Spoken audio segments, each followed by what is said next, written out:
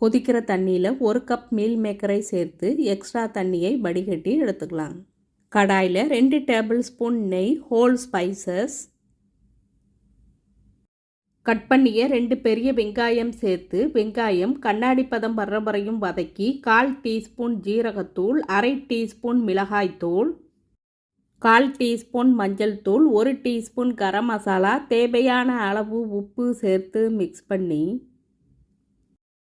ready பண்ணிய meal மேக்கரை சேர்த்து ஒன்று சேர மிக்ஸ் பண்ணி கட் பண்ணிய 2 தக்காளி சேர்த்து 1 நிமிஷம் வதக்கி ஊற வைத்த 200 கிராம் பாஸ்மதி அரிசி சேர்த்து மிக்ஸ் பண்ணி 400 ml தண்ணி சேர்த்து மீடியம் ஃப்ளேமில் 10 நிமிஷம் வேக வைத்து எடுத்து